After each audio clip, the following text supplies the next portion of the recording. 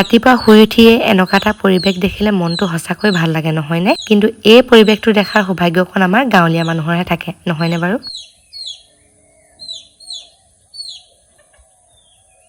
এয়া ৰাতিপুৱাই শুই উঠি খাবলৈ লৈছো।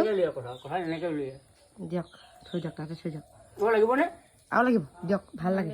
আমাৰ ৰাতিপুৱাই ওলালেহি আলহী ইমান দূৰৰ পৰা, তাতে ট্ৰেইনতে আহিলে বুজিছে, ৰাতি 3টামান বজাতে উঠিলে, এতিয়া পাইছেহি আৰু ৰাতিপুৱাই শুই উঠি এতিয়া এয়া বহুত লং জাৰ্ণি কৰি আহিছো একদম মানে ভাগৰ লাগি আছে নি? ভাগৰ লাগি আহিছে। মোৰ মাত কথাবোৰ শুনিলে গম পাইছে ভাগৰি আহিছে। ল'ৰাজনী এৰি থৈছে খালি দেই। তাৰপৰা এইফালে আকৌ আমি ৰাতিপুৱা খাবলৈ লৈছোঁ মানে খালী পেটত এওঁ ব্ৰেকফাষ্টত এয়া অকণমান আধাতে পকা কঁঠাল, বিৰাট ধুনীয়া মানে একদম শেহতীয়াকৈ ওলাই গৈ আছে।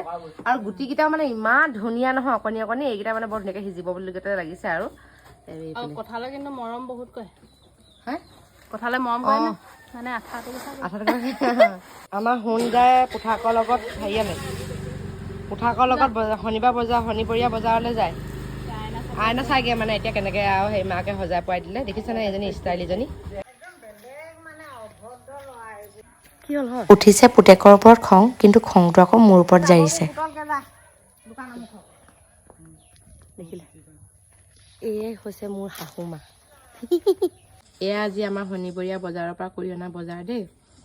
এইফালে তিতা কেৰেলা আনিছে, ভেন্দি, জাতিলাও, আদা, তাৰপৰা এইফালে বন্ধাকবি, আৰু আমাৰ সোণে আনিছে এয়া চটপটি লৈ আহিছে, এইফালে বিলাহী, বেঙেনা, এই বেঙেনাটো মই বিৰাট ভাল পাওঁ খাই।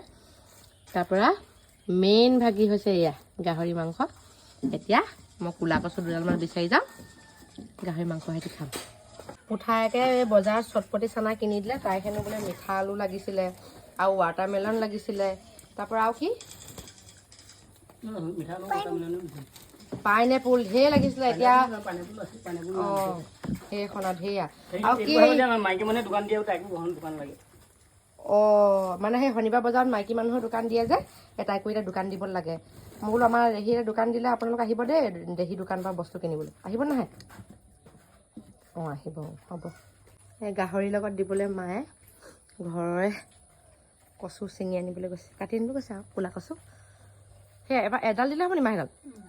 অঁ পাতখিলা নালাগে। এইজোপা সেই মাজুডাল নহয় না সিজোপা মাজৰডাল বেয়া গুচাবলৈ এডাল দিয়ক। এইডাল ক'লা কচু এতিয়া গাহৰিৰ লগত খাম। এইডোখৰ অকণমান ভাল পাইছোঁ দেই। বগা মাংস ওলাই গৈছিল, ক'লা মানুহৰ গাত দাগ লাগিলে সেনেকুৱাই হয় আৰু সম্পূৰ্ণ এতিয়া একদম ধুনীয়া একদম বগা হৈ গ'ল।